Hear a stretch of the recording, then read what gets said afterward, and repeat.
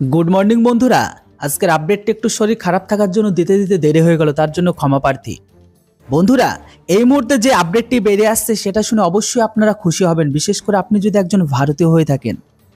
হ্যাঁ বন্ধুরা, এই মুহূর্তে একটা অনেক বড় নিউজ ভারত আর বাংলাদেশের বিবাদের মাঝে শুনতে পাওয়া যাচ্ছে, যে খবরটাকে শুনে আপনাদের মন আনন্দে ভরে উঠবে যদি আপনি একজন ভারতীয় হয়ে থাকেন তবেই। আর আজকের নিউজটি বাংলাদেশের যে ইচ্ছা সেই ইচ্ছাটাকে প্রকাশ করে। বর্তমান সময়ে বাংলাদেশ শেখ হাসিনার বদলাকে নেওয়ার জন্য ইউনূস সরকার পাকিস্তানের সরকারের সাহায্য নিতে পিছু হটছে না। এই কারণে ভারত বাংলাদেশ বর্ডার যেখানে কখনো সিজফায়ার হয়নি সেখানে এখন কাউন্টার হচ্ছে। হ্যাঁ বন্ধুরা, আপনারা একদম সঠিক শুনেছেন। ভারত বাংলাদেশ সীমান্তে ভারতের বিএসএফ এর তরফ থেকে এনকাউন্টারকে করা হয়েছে, যেখানে টোটাল 5 জন উগ্রবাদী বাংলাদেশিকে মারা হয়। এখানে মারা যাওয়া বাংলাদেশিদের জন্য সকলের মন খুশি এই কারণেই, কেননা এরা কোনো সাধারণ মানুষ বা কোনো ভালো মানুষ ছিল না। এরা সবগুলো ছিল পাকিস্তানের আইএসআই এর সাথে যুক্ত থাকা কট্টরবাদী ইসলাম পড়া গ্রহণকারী ব্যক্তি, যারা অবৈধভাবে ভারতে ঢোকার চেষ্টা করে।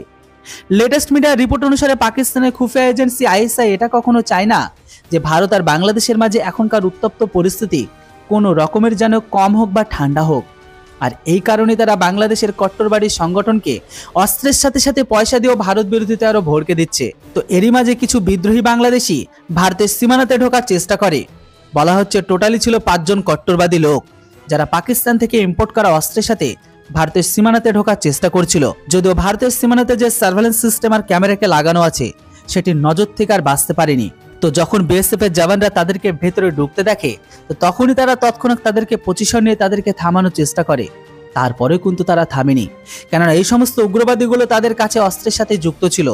তাই ভারতের বিএসএফ তাদেরকে এক শট ফায়ার করে থামানোর চেষ্টা করে, কিন্তু তারা থামার বদলে ভারতের বিএসএফ এর উপরই গুলি চালায়। তখনই ভারতের বিএসএফ কাউন্টার অ্যাটাক করে 5 জনকেই তাদের অ্যাসাল্ট রাইফেল দিয়ে তাদের নিশানা বানায়।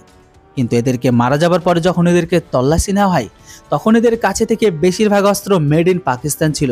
আর এটিতে এটা স্পষ্ট প্রমাণিত হয় যে পাকিস্তান বাংলাদেশের সাথে মিলে ভারতকে লোকসান করার চেষ্টা করছে।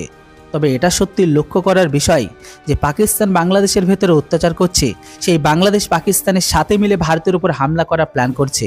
এই জন্য কখনো মুসলিম দেশ আর মুসলিম ব্যক্তি ভরসার যোগ্য নয় আজকের দিনে। আর এটা বাংলাদেশ আজ আবারও প্রমাণ করে দিল। এর উপর আপনাদের কি মতামত সেটা অবশ্যই কমেন্ট বক্সে লিখে জানান। আর আপনি ভারতীয় হয়ে থাকলে অবশ্যই ভিডিওটিকে লাইক করে চ্যানেলটিতে নতুন হলে সাবস্ক্রাইব করুন। Thanks for watching. জয় হিন্দ, বন্দে মাতরম।